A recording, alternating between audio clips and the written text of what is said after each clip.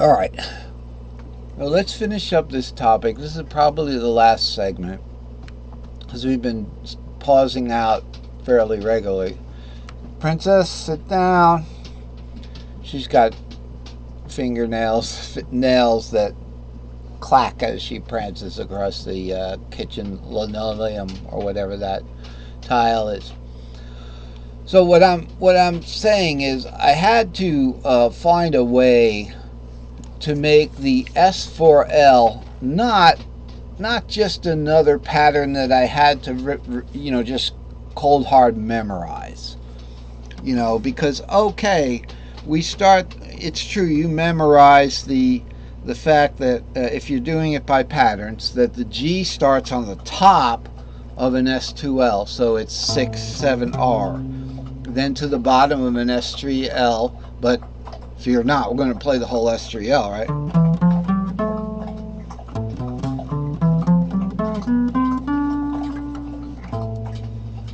All right, so that would be the G shape. Now, I'm sure there's a better point to make than I was trying to make.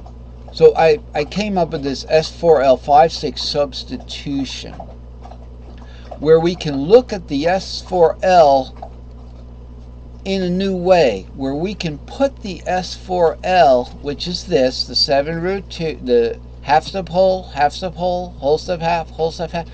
We're not going to look at it by itself because we're not necessarily playing Locrian, which would start on the 7. That'd be a good way to start on the 7. We can start the 4 there. We can start the root there.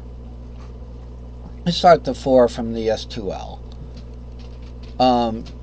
But starting the root from the top of a S3L is not recommended. So the S4L is claiming the Locrian scale. That would be nice. That would be nice, because that only leaves the 4th and the root to be encapsulated by others. The 4th would be encapsulated by the Phrygian, and the Ionian would be encapsulated by that Locrian. All right, so what we're doing here is, instead of looking at the S4L by itself, 7R, 2, 3, 4, 5, we're going to only look at it in terms of an S3L on the bottom and an S3L on the top. Now we start with the S3Ls, and when we get to 5/6, we're going to go into the Locrian.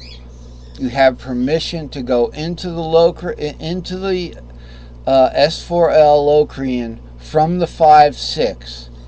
So we just pretend like we're playing an S3L, 2, 3, 4, go into that 5/6, and then kick into the Locrian. So it goes like this.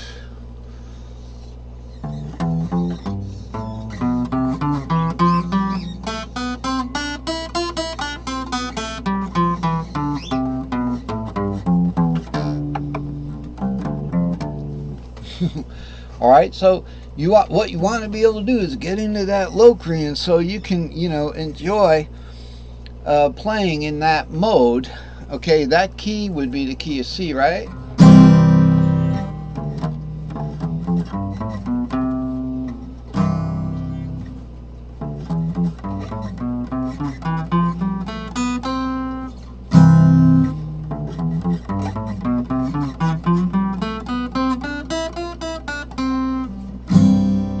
That was it. That was the S4L. I got it to the 4 on the top. Now the thing that stunted me, let's just see what happened when we went like this. When we did that. Okay, let's find that D over here and do that again. Okay. Now, from that 4, you have to realize you're into another S3L as you leave that S4L, right?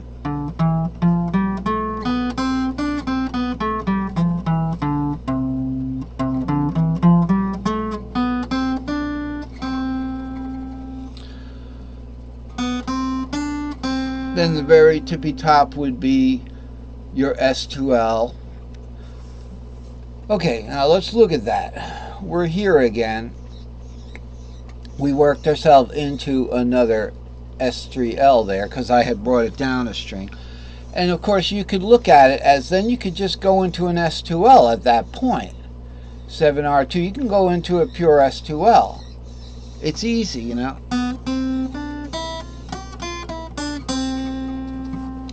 Alright? It just depends on how far you're going with the pattern. But this one will get you pretty far, you know. So that's that substitution you can make from any 5/6. Anytime you're at a 5/6, that's 5. Now remember what 5/6 is. What is 5/6? 5/6 is Mixolydian Aeolian. Okay, that's what 5/6 is. So anytime you're on this degree of any scale anywhere on that keyboard, okay, except the top, because how are you going to go from this 5/6 up to nothing? You'd have to stay on the same string, right? So you know, you might want to work another pattern out like that. But for now, we're usually starting low, working the pattern to make sure that the pattern works. So one thing that's wonderful about the longer pattern, let's leave the S4L 5/6 substitution, which is a mental substitution. It's the way you look at it and where you're starting also, you know. But if you look at that 5/6, you could look at it as the 5/6 of an S3L you didn't play yet. So it's kind of a mental substitution. But this is more physical, because when you go to start this S3L here, and you go to this 5/6, you have to physically go and play the S3XL, whereas in the short pattern, you don't have to physically play anything different than what you were going to play in the short pattern, you know, which would be a combination of S3Ls and S2Ls. So what are we looking at down here? I forgot what I was going to say. So I guess that pretty much wraps this lesson up as far as I was going to draw some stuff. All right, I was going to draw a fret. I was going to draw a fret. So say this, see where this green fret is right here? Okay. This, we'll just end it with this discussion about this particular long pattern. All right. So this is the only pattern. This is the only long pattern you'll see. Just this S3XL right here. That's the long pattern. Anything else is a repeat of that, and you probably won't be doing that. But it's good to keep track of where you are if you are building one on top of the other. Remember, here's S2L down here, and here's the same thing right up here, right? So let's get cursor mode back here. Alright, so here's S2L here. We got the same thing right here. We really don't even need this. We really don't even need this one right here because it's a repeat. It's just showing for clarity. A good pattern should be a sandwich so that you have the same kind of bread on top on the bottom. Unless you ran out of bread, you know, or you switched your buns up. Oh man, I did that. And I posted a picture of it, and I could see one of them had two tops and one of them had two bottoms. So it had the wrong one, so the other top was too big, the one top was too small. Anyway, so this is the pattern, and if this is the fret nut here, see this bright green here, all right, and this is that 3. Notice we're not going to go to the left with this pattern. So we would be starting this pattern from the 3. That's what I'm talking about. You don't start the 3 from the top string. If you do, you're going to run out of strings real fast. Or what do? Look at the top of this pattern here. Here is the 3. Just look up on the pattern and take the pattern down. It'll work. It'll work that way. So things work that way, okay? They do.